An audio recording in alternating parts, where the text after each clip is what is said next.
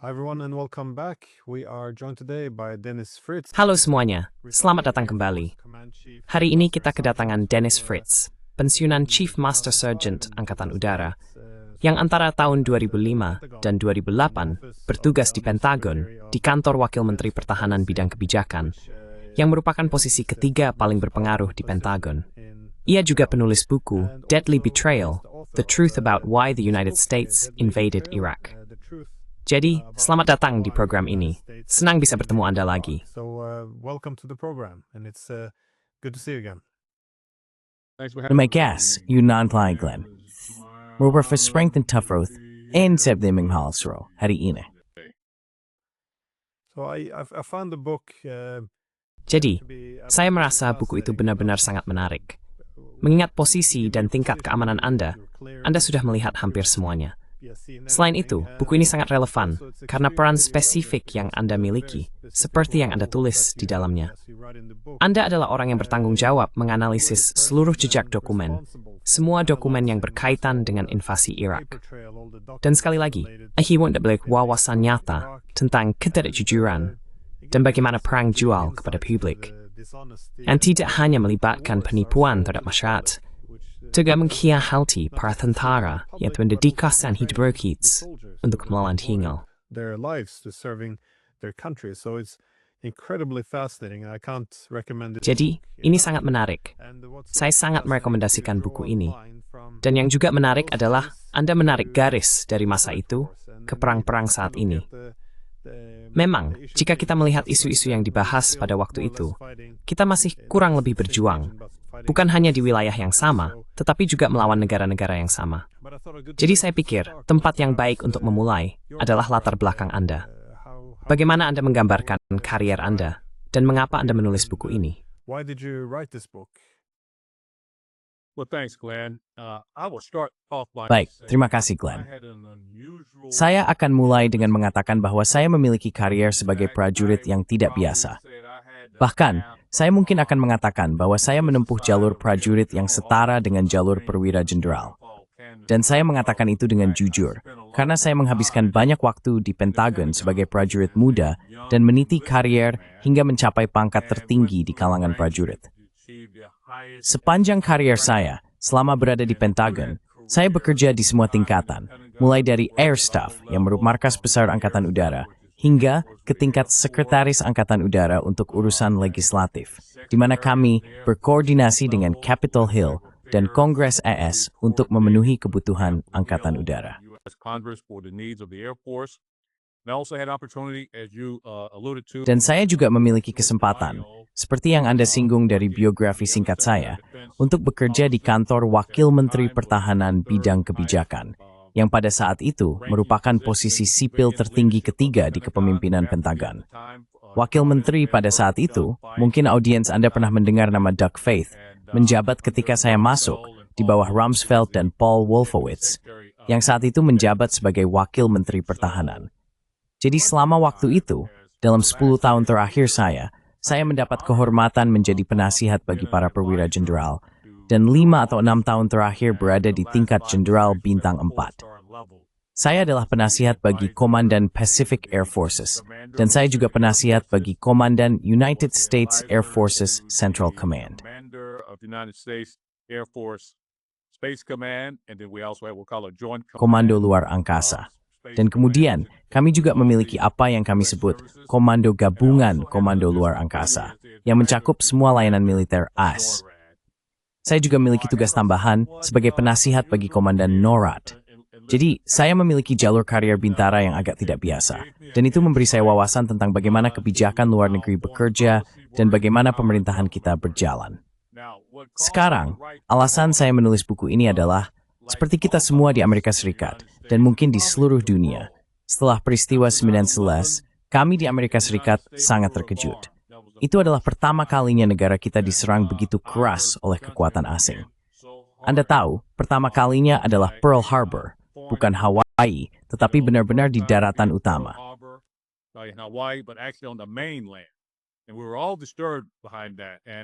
Kami sempat terganggu hal itu.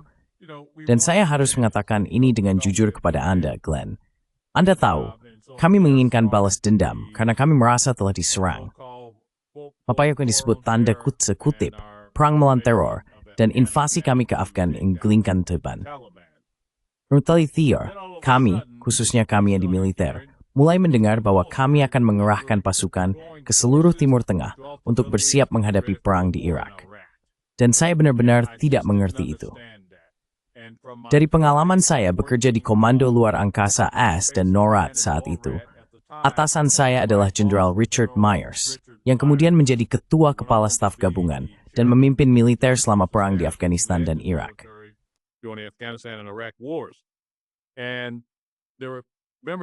Dan ada anggota staf saya ketika saya meninggalkan Space Command yang ingin pergi ke Pentagon. Mereka mengira itu akan menjadi puncak karier mereka. Jadi saya memiliki sejumlah orang di staf dan beberapa perwira yang pernah bekerja dengan saya di tahun-tahun sebelumnya.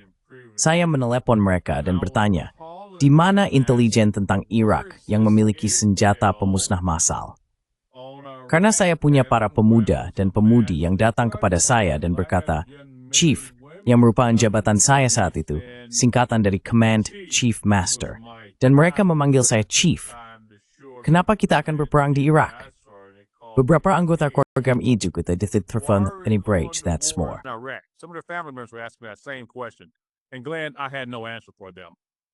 Dan Glenn, saya tidak punya jawaban untuk mereka.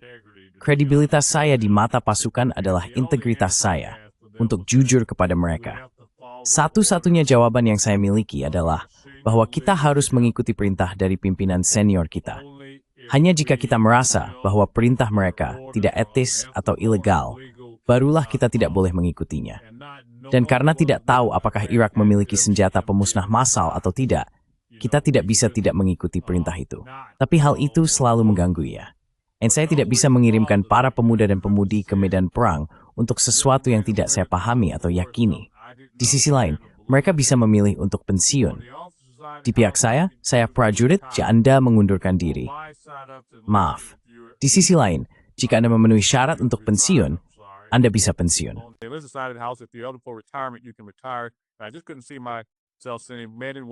Saya benar-benar tidak bisa membayangkan diri saya mengirim pria dan wanita ke medan perang untuk sesuatu yang tidak saya pahami, yang tidak saya yakini. Jadi setelah pensiun, entah bagaimana saya ditarik kembali ke Pentagon. Dan saya menyebutnya intervensi ilahi.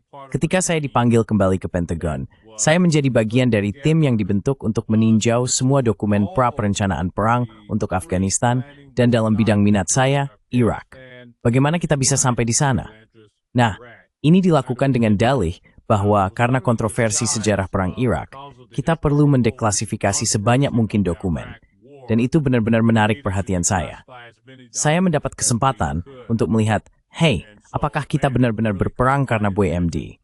Dan itulah sebabnya saya menyebutnya intervensi ilahi.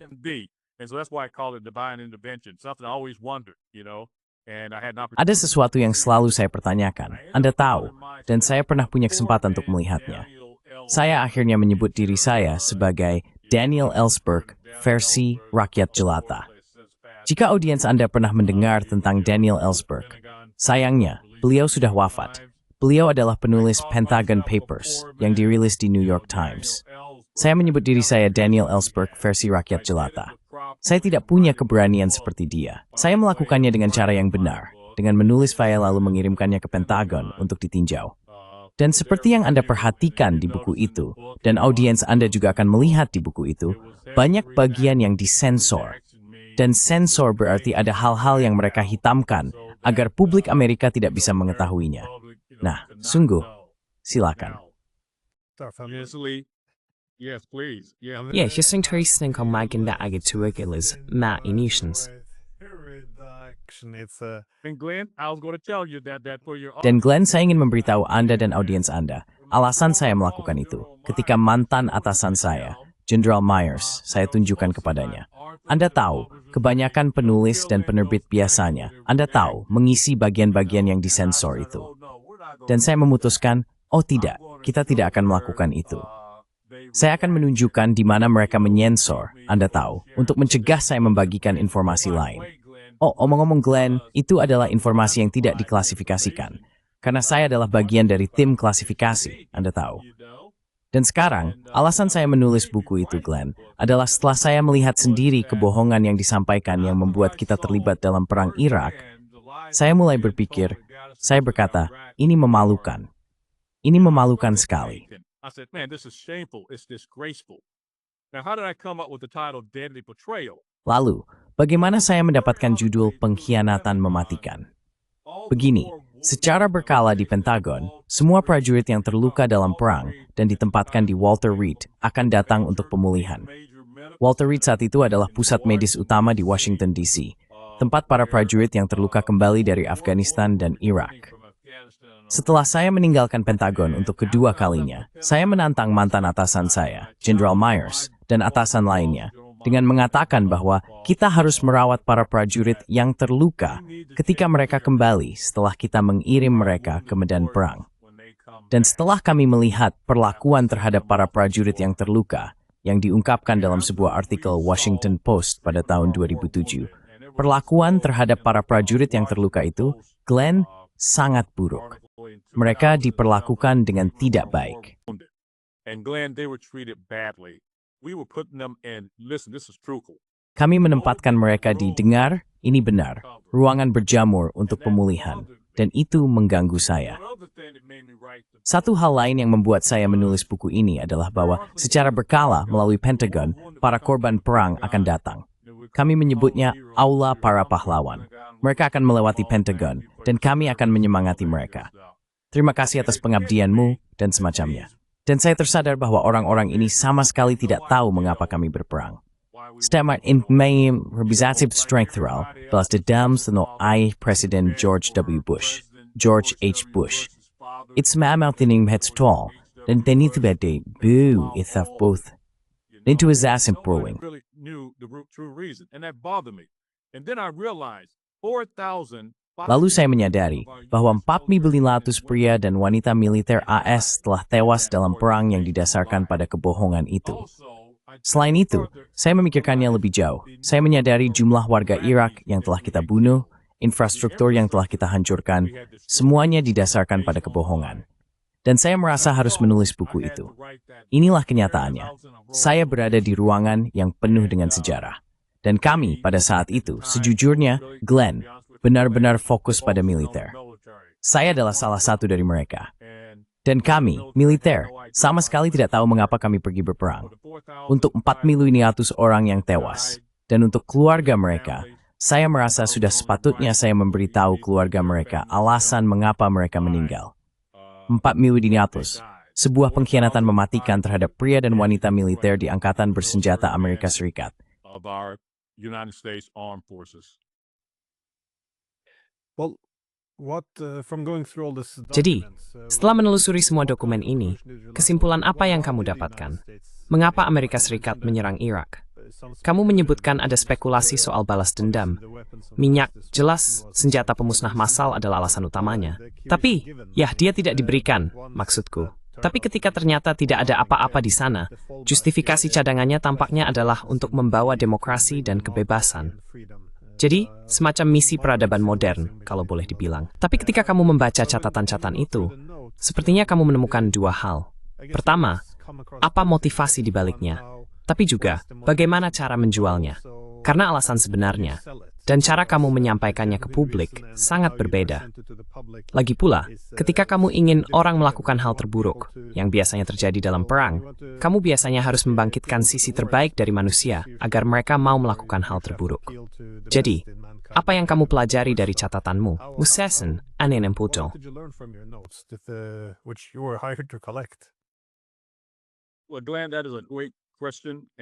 Nah, Glenn, itu pertanyaan yang bagus. Dan ini juga berkaitan dengan apa yang kamu sebutkan di pengantar. Bagaimana hal itu terhubung dengan apa yang terjadi hari ini di Timur Tengah? Kamu tahu, yang mengejutkan dan mengecewakan saya, perang ini sebenarnya tidak pernah tentang membela Amerika Serikat. Ini tidak pernah tentang Saddam yang memiliki senjata pemusnah massal. Itu hanya digunakan sebagai alasan atau pembenaran. Dan saya akan katakan, banyak orang di dunia intelijen yang memberitahu pemerintahan Bush bahwa tidak ada senjata pemusnah massal. Bahkan, jika mereka memang punya senjata itu, Kita tidak tahu di mana letaknya. Dan kita bahkan tidak tahu apakah benar-benar memilikinya atau tidak.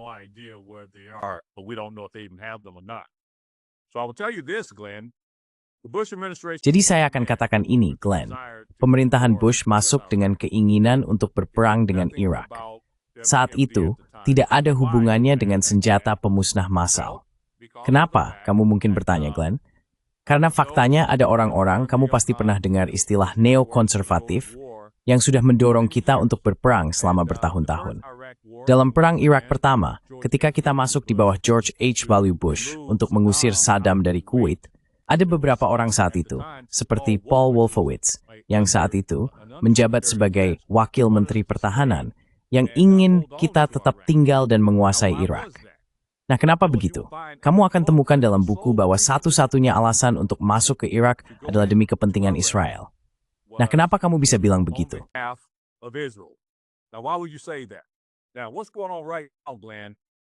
Jadi apa yang sedang terjadi sekarang, Glenn? Ini adalah sesuatu yang selalu diinginkan oleh Bibi Netanyahu. Sekarang dia bersikap terus terang. Dia mengatakan kepada dunia bahwa tidak akan ada solusi dua negara. Kami akan mencaplok tepi barat. Kami akan masuk untuk mengendalikan Israel. Jika kami harus membunuh setiap pria dan wanita serta menghancurkan setiap bangunan, seperti yang kita lihat di depan mata kita. Kamu tahu, ini bukan opini, ini bukan sekadar topik. Kita sedang menyaksikannya.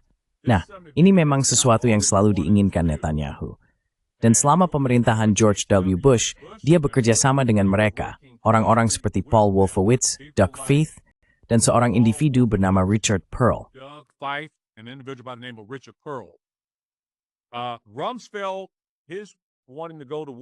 Rumsfeld, keinginannya untuk berperang berkaitan dengan imperialisme Amerika, keistimewaan Amerika.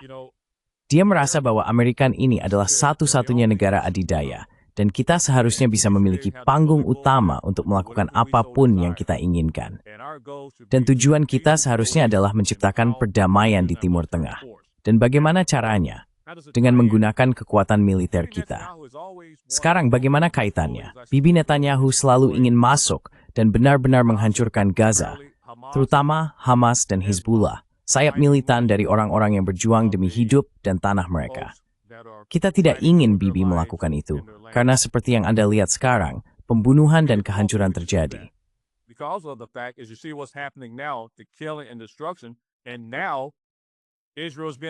Dan sekarang Israel sedang diisolasi oleh dunia. Anda bisa saja memasukkan AS, karena kita adalah satu-satunya pendukung sejati Israel saat ini. Dan pemerintahan George Bush tidak ingin dia melakukan itu. Jadi apa jawaban kita terhadap hal itu? Kita akan melakukan perang tradisional. Kita akan menyingkirkan negara-negara yang mendukung dan membela Hezbollah dan Hamas.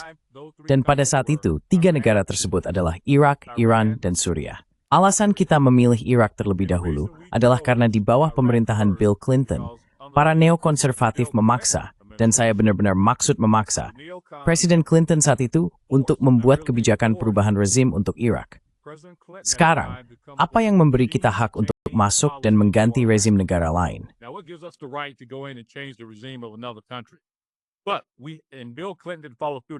Tapi kami dan Bill Clinton tidak menindaklanjuti hal itu, karena kami tidak punya alasan untuk melakukannya, Glenn. Kami tidak punya alasan untuk masuk dan mengubah keadaan.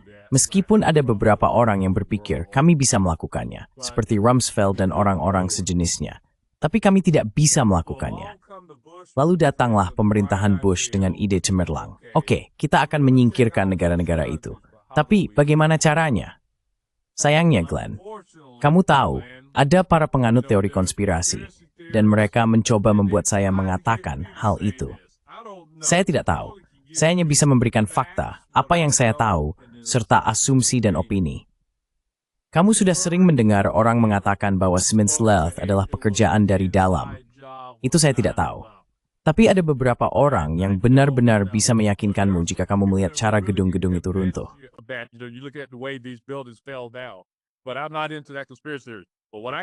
Tapi saya tidak percaya pada teori konspirasi itu.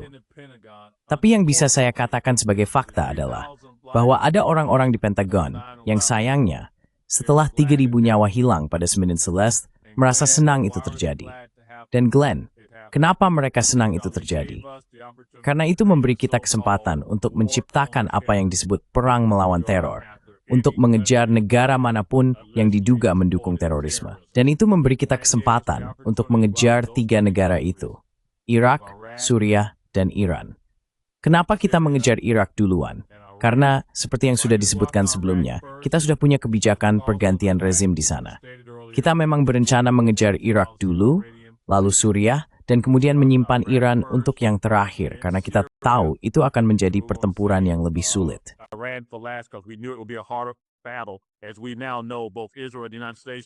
Seperti yang kita ketahui sekarang, baik Israel maupun Amerika Serikat tahu bahwa akan sulit untuk menaklukkan Iran. Sekarang, Anda telah mendengar di media dalam 6 atau 7 bulan terakhir tentang Jenderal Wesley Clark, salah satu jenderal pensiunan dari Angkatan Darat Amerika Serikat, yang menyebutkan ada 7 negara yang akan menjadi target. Itu sangat mengecewakan. Wesley Clark tahu hal ini karena dia melihatnya sendiri. It's what orang inilah membuka ke publik, dan pernyataan yang dibuat Wesley Clark itu benar. Kim menargetkan yang 7 negara ini, korgal dan mereka yang mendukung terorisme methi Israel.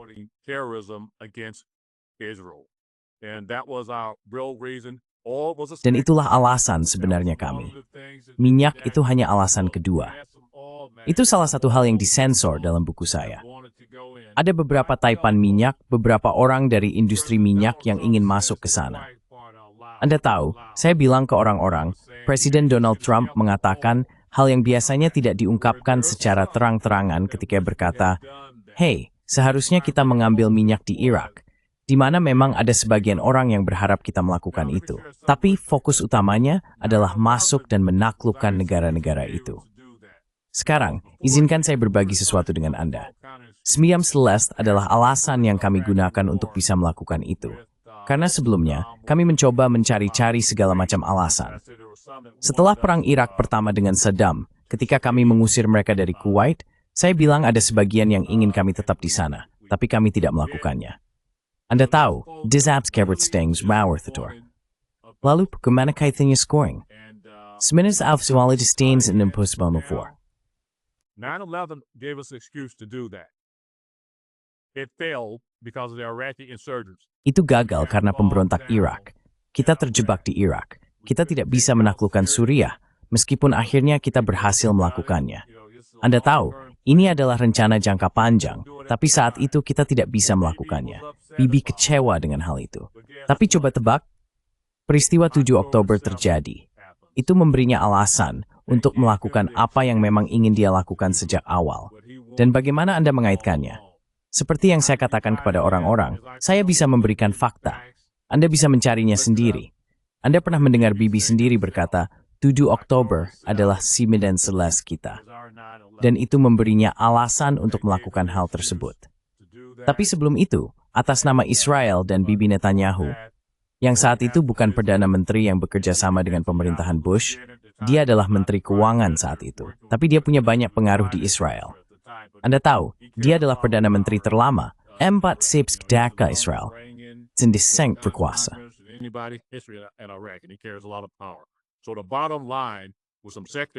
Jadi intinya ada beberapa alasan sekuler mengapa kita pergi berperang. Salah satunya adalah imperialisme. Tetapi itu dilakukan atas nama Israel untuk menyingkirkan 3 negara yang menentang kekuatan Amerika dan mendukung Hamas serta Hezbollah. Izinkan saya menyebutkan satu hal lagi yang Anda katakan sebelumnya tentang demokrasi. Saya bisa katakan ini dan itu ada di dalam buku George W. Bush benar-benar percaya pada demokrasi. Dan itulah alasannya untuk berperang. Dia berpikir jika kita menggunakan peluru, bullpen, dan kekuatan untuk menyingkirkan negara-negara itu, maka rakyat Palestina, tanpa dukungan militer, tanpa dukungan bersenjata, tidak akan punya pilihan selain berdamai dengan Israel, berdasarkan tuntutan Amerika dan Israel. Itu memang banyak, tapi saya hanya ingin menyampaikan semuanya, dan saya siap untuk pertanyaan selanjutnya. No, well, Tidak, ya, para pemimpin politik memang, ya, kegembiraan atas peristiwa 9 Sleth sebagai sebuah peluang, dan bagaimana hal itu terkait dengan perang-perang di sekitar Israel memang cukup menarik. Dan seperti yang Anda sebutkan, Jenderal Wesley Clark, mantan Panglima tertinggi NATO, fakta bahwa ia secara terbuka membicarakan memo rahasia ini juga menarik. Karena 7 negara tersebut adalah Irak, Suriah, Lebanon, Libya, Somalia, Sudan, dan ia menegaskan kita akan akhiri dengan Iran. Ini sangat akurat. Nah, semua negara ini sejak saat itu telah diserang, baik secara langsung maupun tidak langsung.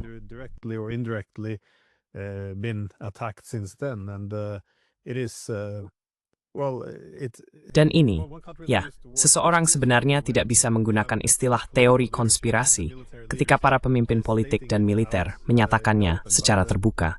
Tapi saya juga mendengar bahwa pergantian rezim di Irak, yang pada satu titik merupakan tujuan yang dinyatakan, telah dicap sebagai teori konspirasi. Namun, seperti yang Anda sebutkan, pada Oktober 1998, Kongres mengesahkan dan Presiden Bill Clinton menandatangani Undang-Undang Pembebasan Irak, yang merupakan pembentukan ganti pemerintahan Irak. Maksud saya bagaimana? Dan tetap saja, ini dicap sebagai teori konspirasi, padahal jelas-jelas ada. Itu adalah hukum.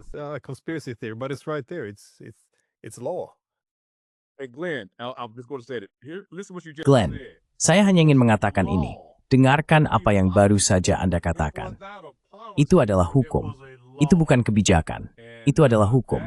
Dan itu luar biasa.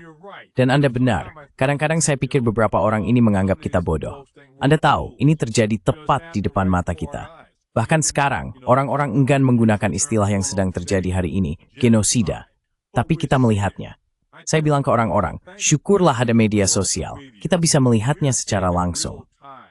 Dulu, ketika Anda kaitkan dengan apa yang dilakukan Amerika Serikat, bahkan kita di Amerika Serikat, masyarakat tidak tahu apa yang sebenarnya terjadi di Gaza.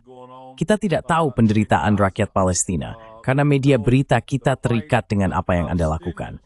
Dan syukurlah, ada media sosial, di mana kita bisa melihat apa yang sedang terjadi.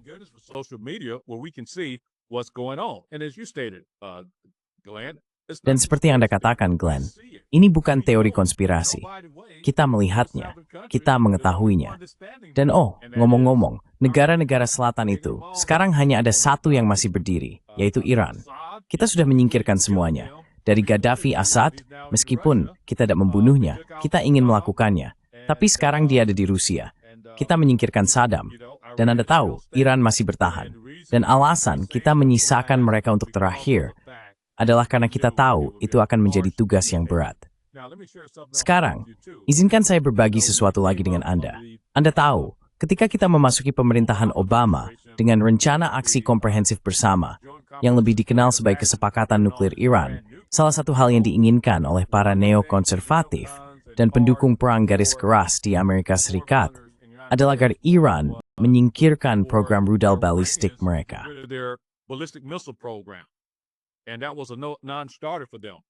Dan itu sama sekali tidak bisa diterima bagi mereka. Kenapa? Karena itu adalah garis pertahanan pertama mereka, program rudal balistik mereka. Dan kita takut akan hal itu. Dan terbukti itulah alasan mengapa kita menyimpan Iran sebagai target terakhir ketika menyerang fasilitas nuklir Iran, dan mereka membalas dengan rudal balistik mereka. Dan izinkan saya memberitahu Anda sesuatu, Glenn. Rudal balistik itu sangat akurat juga. Mereka sangat akurat. Jadi itu salah satu alasan Singapura kita ingin menyimpan mereka untuk yang terakhir. Alasan lainnya, yang juga kita lihat terjadi, Anda tahu di Irak dan Suriah, negara-negara itu udah agak hancur. Anda butuh pemimpin tangan besi, seperti Assad.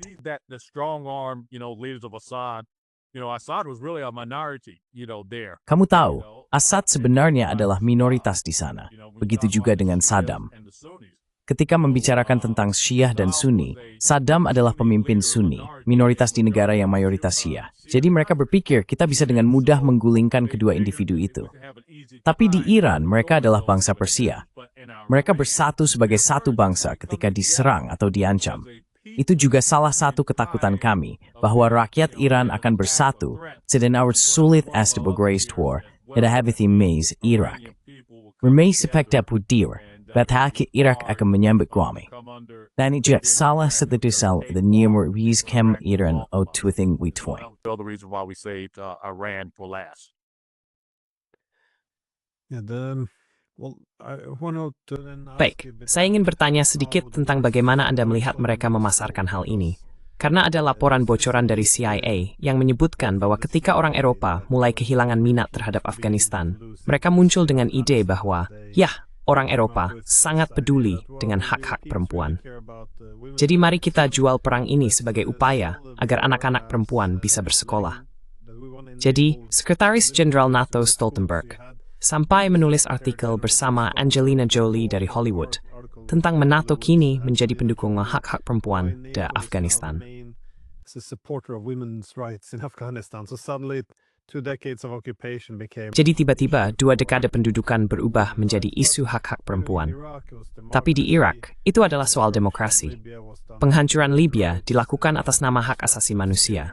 Penghancuran Suriah juga demi hak asasi manusia.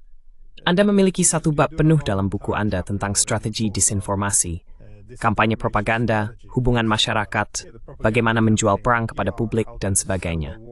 Ketika Anda menelusuri dokumen-dokumen ini, Anda melihat keduanya. Mengapa diangkat amraf perang ini? Dan juga kini. Kesimpulan apa yang telah dilihat atau yang pelajari terkait berkait yudalan dekat atas, determines makan charles Harry B's perang. They think about the great ways to sell war. Well, let me just share this with you, Glenn. Baik, izinkan saya berbagi ini dengan Anda, Glenn. Tidak ada satupun perang kita dari sudut pandang Amerika Serikat yang pernah benar-benar tentang kemanusiaan. Tidak pernah tentang hak-hak perempuan. Selalu tentang kekuasaan, imperialisme, dan sejujurnya hanya soal menguasai dunia. Sekarang, bagaimana mereka menjual perang itu kepada, dan khususnya yang akan saya fokuskan, rakyat Amerika. Anda ingat ketika saya mengatakan bahwa ada beberapa orang di Pentagon yang senang peristiwa 9/11 terjadi. Dan saya benar-benar serius soal itu. Mengapa? Karena itu memberi kita alasan dan pembenaran untuk berperang dengan kedok perang melawan teror. Karena faktanya, kita tidak bisa membiarkan hal itu terjadi lagi.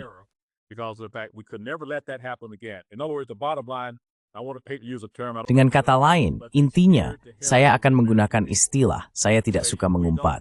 Tapi mereka benar-benar menakut-nakuti rakyat Amerika dengan mengatakan, kalau kita tidak berperang, ini bisa terjadi lagi. Dan rakyat Amerika langsung mendukung hal itu. Kamu tahu, Glenn, di Amerika Serikat saya sangat kecewa karena Partai Republik di sini, salah satu partai utama kita, selalu berpikiran militer, berpikiran perang. Dan Partai Demokrat lebih dikenal sebagai partai perdamaian, kalau boleh dibilang. Tapi itu berubah pada Perang Irak yang pertama. Maksud saya, Perang Irak kedua yang akhirnya menjatuhkan Saddam.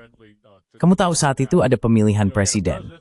Cara lain mereka membawa Amerika ke perang ini dengan dukungan rakyat adalah Partai Republik menyerang Partai Demokrat dengan mengatakan bahwa mereka lemah dalam pertahanan, kalau boleh dibilang.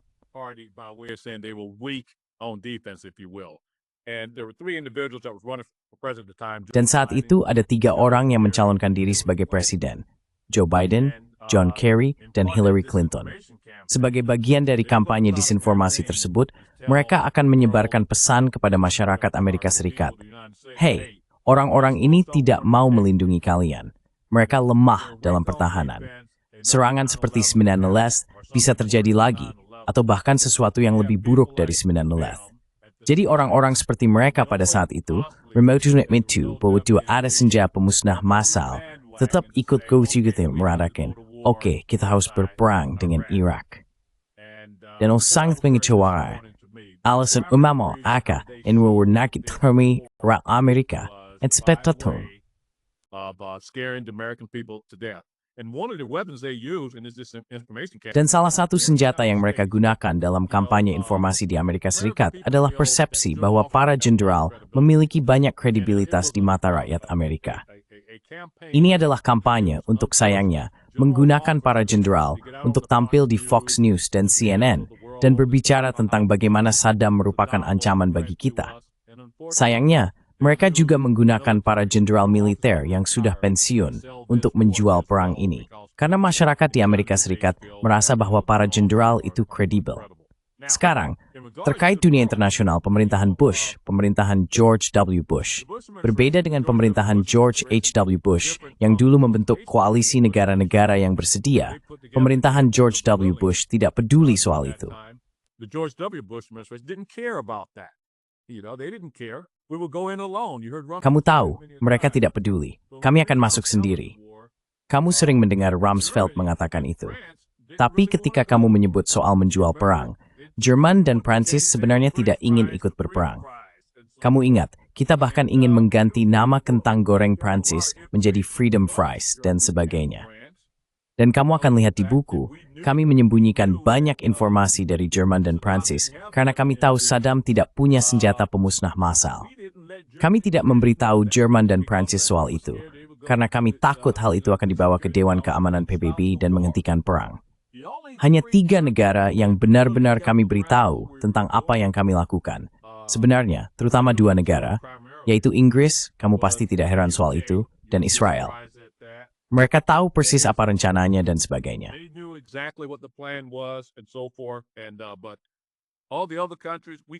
Namun semua negara lain, kami tak pisahkan, kami benar takut, khususnya terhadap Jerman dan Prancis. Kami memiliki seorang yang akan Anda lihat di buku yang mewakili Saddam. Ketika dia menyadari bahwa kami benar akan berperang, dia mengirim seseorang untuk berbicara dengan Richard Pearl dan mengatakan, "Hey, dengar, kami akan memberikan apapun yang diinginkan Amerika. Hak pertambangan, hak minyak. Kami akan berusaha melakukan segala yang kami bisa untuk membantu Timur Tengah secara umum berdamai dengan Israel. Kami akan melakukan segalanya." Dan mereka tahu orang ini bisa dipercaya.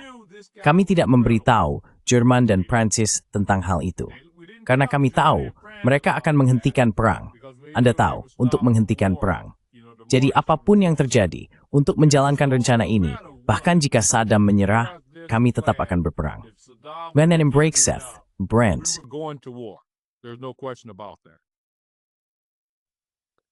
The great irony though is, well, not irony, but Sebuah ironi besar, meskipun, ya bukan ironi, tapi kegembiraan yang kamu gambarkan atas serangan 11 September, bahwa ini bisa dimanfaatkan, tentu saja.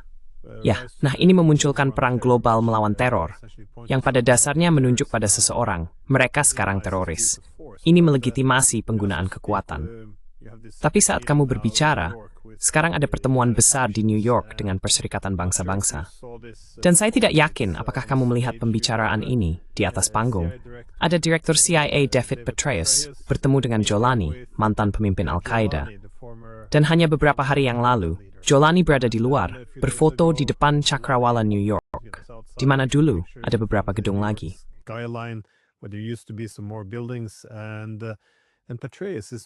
Dan Petraeus tampak sangat memujanya, berkata, "Oh, dulu kita berada di pihak yang berlawanan. Kita saling bertempur di Irak, dan sekarang kita di sini di pihak yang sama."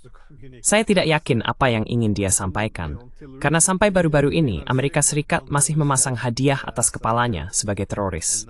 Dan sekarang, kita berteman. Masih seorang teroris, tapi sekarang kita di pihak yang sama. Maksud saya, bagaimana? Bagaimana hal ini diterima di Angkatan Darat AS? Dan di antara semua orang yang kehilangan rekan prajurit mereka, orang-orang yang mereka cintai. Dan sekarang kita berada di posisi seperti ini. Ini sungguh membingungkan.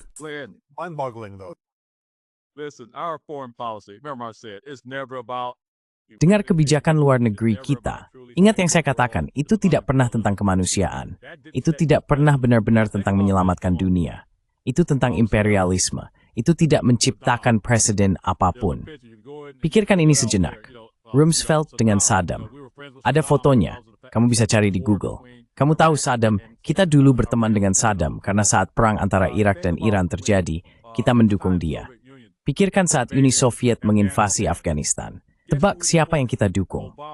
Osama, maaf itu tadi keceplosan. Osama bin Laden. Saya hampir terdengar seperti poin pembicaraan Partai Republik di situ. Osama bin Laden, kita mendukung dia melawan Uni Soviet. Dan sekarang lihat untuk apa kita akan memanfaatkannya.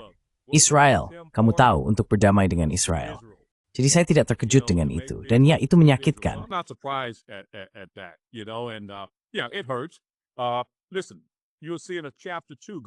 Dengar, kamu akan melihat di bab 2, Glenn. Di di buku itu, untuk audiensmu, Angkatan Bersenjata Amerika Serikat digunakan sebagai payon dalam kebijakan luar negeri. Nah, itu bukan sesuatu yang saya katakan. Itu yang dikatakan Henry Kissinger. Semoga Tuhan mengampuni jiwanya, jika kamu mau. Tapi dia yang mengatakannya. Kamu tahu, kami di militer. Itulah yang membuat saya menulis buku saya. Saya ingin militer kita memahami hal ini. Kita digunakan sebagai payon dalam kebijakan luar negeri. Kamu tahu, ketika kamu menyebutkan bagaimana perasaan kami dan sebagainya, saya menulis buku saya karena kita harus memahami itu. Kita harus berani bersuara. Kita harus bisa mempercayai para pemimpin kita bahwa mereka benar-benar mengirim kita berperang demi membela negara kita. Dan saya bisa katakan, setiap perang, sejak Perang Dunia II, bukanlah tentang membela negara kita di Amerika Serikat. De growing its neck got in toevoering to the rough per NC. Thing. Countries into these wars with us. Yeah, one often comes up with this slogan. Seringkali slogan-slogan seperti ini juga digunakan untuk mendorong perang. Misalnya di Irak, salah satu slogan yang umum adalah dukung pasukan, yang dimaksudkan untuk mempertahankan perang tetap berlangsung. Dan Anda tahu, ini adalah sentimen atau konsep yang bisa didukung oleh semua orang. Maksud saya, mereka adalah para pemuda yang siap mengorbankan nyawa demi negaranya. Siapa yang tidak ingin mendukung mereka? Tapi Anda bisa mengisi konsep ini dengan makna apapun yang Anda mau. Maksud saya, jika Anda mendukung pasukan, Anda akan menyarankan, ya, mari kita hanya menempatkan mereka dalam bahaya jika memang diperlukan. Dan Anda tahu, jika Anda mendukung mereka, itu satu-satunya saat Anda menempatkan mereka dalam bahaya. Tapi kenyataannya, slogan ini justru digunakan sebagai alasan untuk kita tidak akan pernah mengakhiri perang ini. Seperti yang dikatakan John McCain, Anda tahu, bicara pada orang situatif, berikan, demi, kan brace that person, selama satu tepul. Dan jumlah saya sangat malai tuh mengutamakan beropith. Seruspe, itu penting. I did want to ask Glenn, about, let me yeah. go ahead. I want to comment on that, Glenn. Yeah, I'm just enjoying. Saya ingin mengomentari itu, Glenn. Saya benar-benar menikmati pertanyaan-pertanyaanmu. Beberapa pertanyaanmu sangat tepat sasaran. Beberapa dari kami para veteran sekarang berkata, saya benar-benar muak dan lelah dengan para politisi, kamu tahu. Tapi ini sudah merambah ke warga biasa sehari-hari. Mereka bilang pada kami di militer ketika mereka tahu kami veteran, terima kasih atas pengabdianmu. Dan itu hanya, kamu tahu, untuk menyemangati kami. Tapi sebenarnya, kami telah disalahgunakan. Jadi, sekarang, saya bilang ke orang-orang, tidak, kamu harus berterima kasih. Terutama kepada mereka yang pernah bertempur, yang pernah terluka. Kamu harus berterima kasih atas pengorbanan mereka. Kamu harus berterima kasih karena mereka telah disalahgunakan. Kamu tahu, oleh pemerintah kita. Glenn, kamu akan melihat satu hal di biografi saya dan juga di buku itu. Saya membicarakan para prajurit yang terluka yang kita miliki. Dan saya ingat, saya bersangka orang-orang, saya mungkin bisa picat dari pekerjaan itu.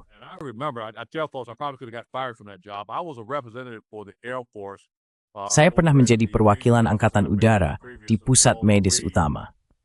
Saya menyebutkan Walter Reed yang lama, dan dulu anggota Kongres sering datang untuk mengucapkan terima kasih kepada para prajurit yang terluka atas pengabdian mereka.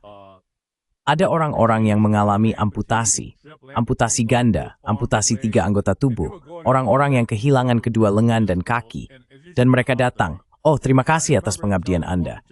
Itu selalu mengganggu saya. Saya ingat pernah berkata kepada seorang anggota Kongres, Pak, saya tidak terluka. Mungkin Anda bisa berterima kasih atas pengabdian saya jika Anda memang ingin melakukannya. Tapi Anda harus berterima kasih kepada mereka atas pengorbanan mereka dan keluarga mereka, atas pengorbanan yang telah mereka buat. Dan sayangnya, itu adalah pengorbanan yang didasarkan pada kebohongan. Berdasarkan kebohongan. Dan saya harus katakan, Glenn, mengetahui hal itu, sungguh malu saya, jika saya tidak menulis buku saya. Mengetahui apa yang saya ketahui. Sungguh malu saya jika saya tidak memberitahu publik bahwa militer kita digunakan dan disegalkan oleh Gus kita.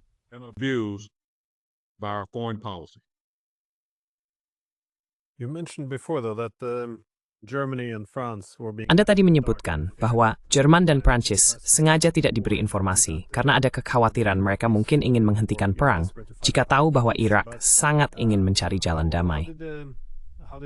Tapi bagaimana Washington menangani lembaga-lembaga internasional? Karena ada IAEA, Badan Energi Atom Internasional, dan juga ada Perserikatan Bangsa-Bangsa yang saat itu dipimpin oleh Blix, yang akan datang untuk melakukan inspeksi, ya Hans Blix. Bagaimana menurut Anda? Washington melemahkan lembaga-lembaga internasional yang berupaya mencari jalan damai dan mencegah rencana perang.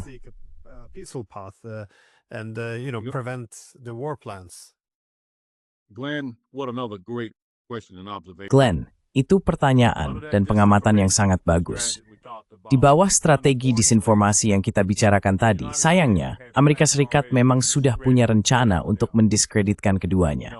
Seperti yang kita tahu, pada akhirnya, Badan Inspeksi memberitahu kita bahwa Saddam tidak memiliki senjata pemusnah massal.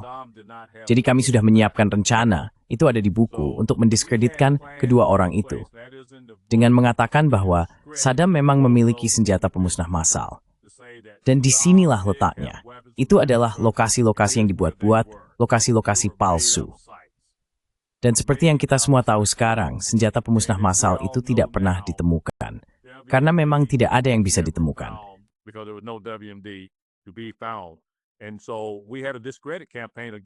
Jadi, kami melakukan kampanye mendiskreditkan terhadap dua individu tersebut dan Perserikatan Bangsa-Bangsa. Intinya, saya akan katakan lagi, Glenn, apapun yang terjadi, kamu mendengar pejabat pemerintahan sebelumnya saat itu, Rumsfeld Cheney, jika kita harus masuk sendiri, kita akan melakukannya. Dan mereka memang melakukannya. Dan sekali lagi, seperti yang kamu katakan sebelumnya, teori konspirasi, ini bukan teori konspirasi. Mereka benar-benar melakukannya. Dan sekarang, seperti yang kita lihat, Bibi Netanyahu, dia sudah tidak peduli lagi.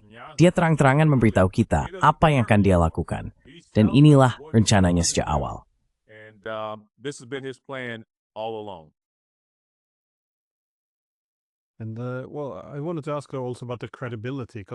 Nah, saya juga ingin bertanya tentang kredibilitas. Karena dalam buku Anda menulis dari Rumsfeld ke Condoleezza Rice, Wolfowitz, Rumsfeld. Maksud saya, mereka semua tampaknya sangat dalam hal motivasi, terorganisir di sekitar gagasan bahwa kredibilitas AS harus dijaga. Dan itu membutuhkan perang dibandingkan dengan ketakutan akan terlihat seperti melarikan diri. Maksud saya, apakah ini idenya? Bahwa jika mereka menerima penyelesaian damai atau hasil yang dinegosiasikan, itu membuat AS terlihat lemah. Seberapa besar keinginan untuk perang atau antusiasme terhadap perang dijelaskan oleh dorongan untuk meningkatkan kredibilitas AS ini?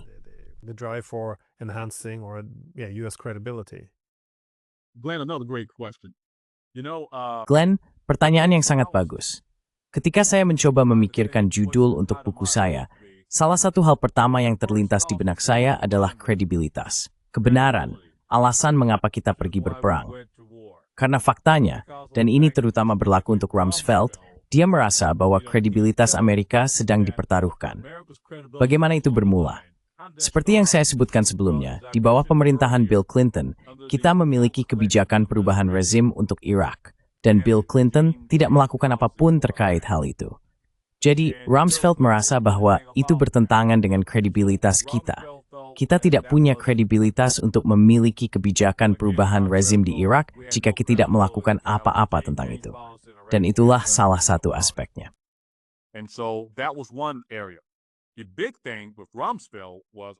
Hal besar dengan Rumsfeld juga adalah, seperti yang dia katakan, di Timur Tengah, negara-negara tersebut memandang rendah kelemahan. Dia mengatakan bahwa kebijakan perubahan rezim yang kita miliki, namun tidak menyingkirkan Saddam, membuat kita terlihat lemah. Dia juga menyatakan, kita adalah satu-satunya negara adidaya, tetapi kita justru menunjukkan kelemahan dengan tidak menggunakan status adidaya itu. Semua ini adalah fakta yang saya sampaikan kepada Anda. Ini adalah fakta yang dia rasakan, bahwa kita harus menggunakan kekuatan kita untuk menjaga kredibilitas kita di dunia sebagai satu-satunya negara adidaya. Dan kita bisa makan itu sekarang. Itulah kaitannya dengan perang Rusia, Ukraina, dan Tiongkok jika Anda mau. Anda tahu, kita selalu punya pihak yang kita kejar. Semua ini tentang kita sebagai negara adidaya, dengan selalu ada pihak yang menantang kita.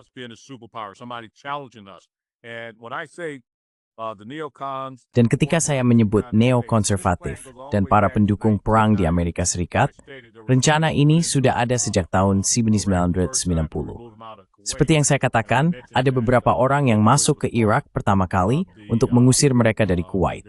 Saya juga menyebutkan bahwa Wolfowitz adalah bagian dari pemerintahan saat itu, pemerintahan George H.W. Bush, dan menjabat sebagai Wakil Menteri Pertahanan, serta ingin kita tetap berada di sana. Ini adalah rencana jangka panjang yang sudah ada sejak tahun 1990-an. Mereka menyebutnya Doktrin Wolfowitz, di mana kita seharusnya bisa masuk dan menggusur negara manapun yang kita inginkan. Itu juga merupakan pola pikir Rumsfeld. Jadi semua ini tentang imperialisme dan kekuasaan Amerika menjadi satu-satunya negara adidaya di dunia dan mendiktekan kepada dunia bagaimana dunia seharusnya berjalan.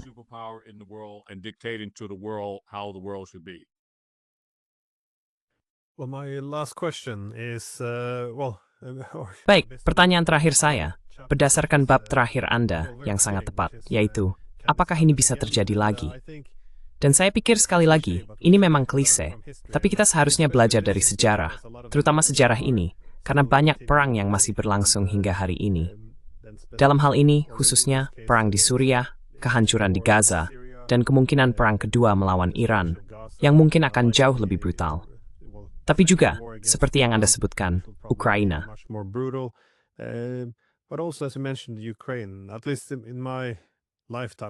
Setidaknya selama hidup saya belum pernah melihat kebohongan dan propaganda yang begitu besar, sangat jelas dan memalukan dimanapun. Ini benar-benar luar biasa, terutama di Eropa. Tapi juga demonisasi dan normalisasi gagasan perang melawan Tiongkok. Ini benar-benar masa yang berbahaya. Jadi saya suka gagasan untuk belajar sesuatu dari saat kita mulai, Anda tahu, keluar jalur, yang tampaknya terjadi setidaknya pada awal 2000-an, jika tidak lebih awal. Bagaimana mencegah hal ini?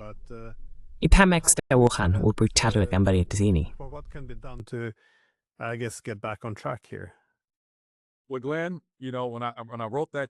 Nah Glenn, kamu tahu, ketika saya menulis bab itu, bisakah ini terjadi lagi?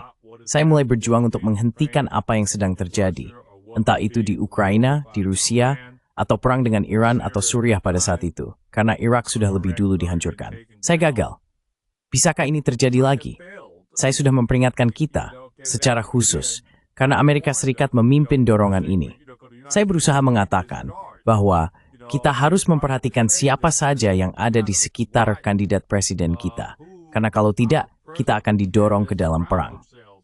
Sekarang izinkan saya menyebutkan sesuatu tentang rencana yang saya sebutkan tadi tentang Paul Wolfowitz. Ini sudah ada sejak tahun 90-an, yaitu Doktrin Wolfowitz.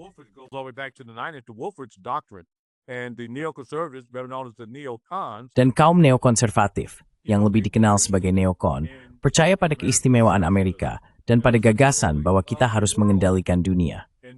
Jadi ketika Anda bertanya bagaimana cara mencegah hal ini terjadi, sebagian dari strategi saat itu adalah untuk melawan ekstremisme. Lalu, ketika Rusia bertransisi dari Uni Soviet menjadi Rusia, tujuannya juga untuk melawan itu, memastikan mereka tidak menjadi setara dengan kita. Jadi semua ini sudah berlangsung sejak saat itu.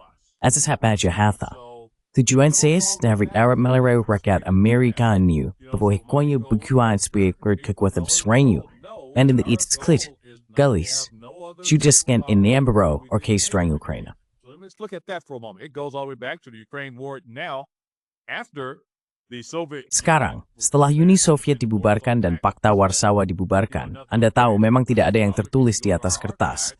Tapi ini sudah menjadi pengetahuan umum. Anda bisa melihat arsip kami. Kami mengatakan kepada Rusia bahwa kami tidak akan memperluas NATO. Dan apa yang kami lakukan? Kami memperluas NATO, oke? China awalnya adalah yang bekerja sama dengan kami, tentu saja, selama pemerintahan Richard Nixon, untuk mendapatkan tenaga kerja murah. Mereka menjadi mitra. Dan tiba-tiba China menyukai ini. Kami menyebutnya kuasi-kapitalisme. Mereka menyukai kapitalisme ini. Anda tahu, sekarang China punya miliarder dan jutawan. Meskipun mereka disebut negara komunis, tapi mereka adalah negara kuasi-kapitalis. Mereka menjadi pesaing. Kami di Amerika Serikat tidak menyukai itu. Jadi tiba-tiba China menjadi lawan.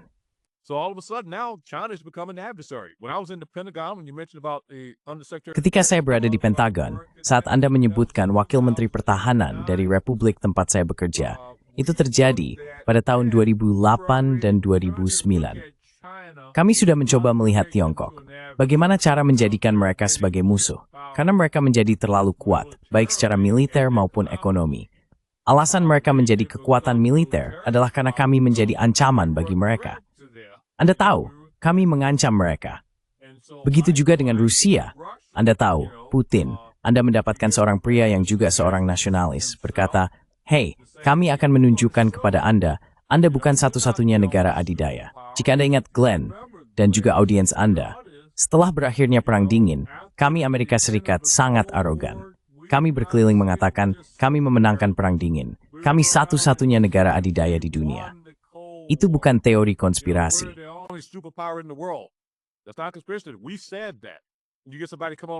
Kami sudah mengatakan itu. Anda mendapatkan seseorang seperti Putin yang datang dan berkata, "Oke, kami akan tunjukkan pada kalian." Demikian juga, Tiongkok sedang menunjukkan kepada kita sekarang. Jadi, mereka sudah belajar. Sekarang, Glenn, yang harus kamu ingat adalah bahwa saya benar-benar takut. Kamu tahu, kamu pernah mendengar beberapa orang berkata, kamu tahu kemana arah situasi saat ini. Satu-satunya cara Amerika Serikat benar-benar bisa memenangkan perang besar dengan Tiongkok atau Rusia adalah melalui perang nuklir. Dan itu cukup menakutkan. Dan saya tidak berpikir, ketika kita bicara soal pelajaran yang diambil, saya tidak berpikir Rusia atau Tiongkok akan duduk diam dan membiarkan kita menjadi yang pertama menggunakan senjata nuklir. Karena kita sudah menunjukkan bahwa kita akan melakukan itu. Tanyakan saja pada Jepang. Kita adalah satu-satunya negara yang pernah menggunakan senjata nuklir atau atom. Jadi kita sedang berada di masa-masa sulit sekarang di Timur Tengah. Saya pikir Benjamin Netanyahu saat ini benar-benar terdesak.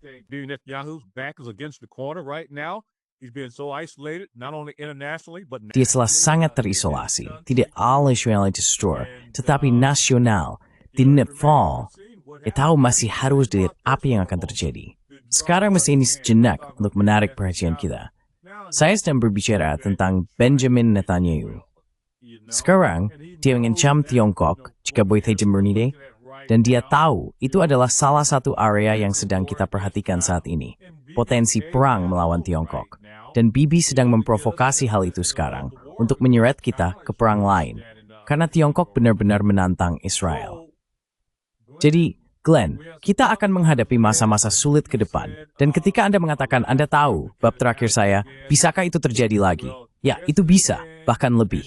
Dan saya sangat kecewa harus mengatakan itu.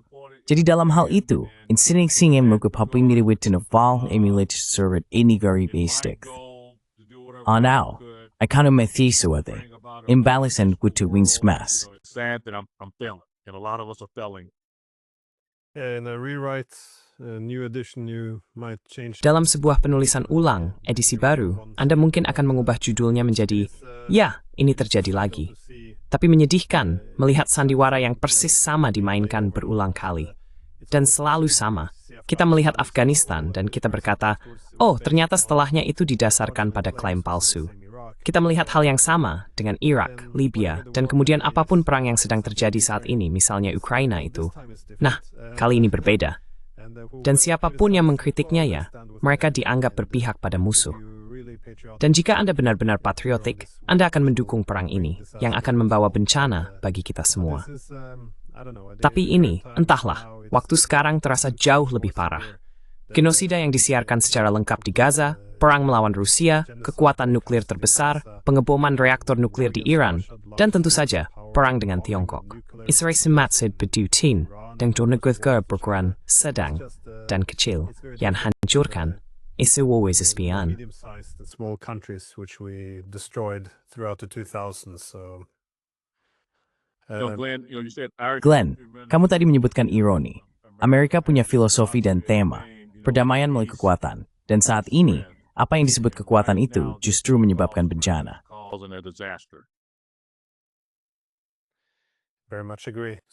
Sangat setuju. Jadi ya, saya sangat merekomendasikan buku ini, Deadly Betrayal.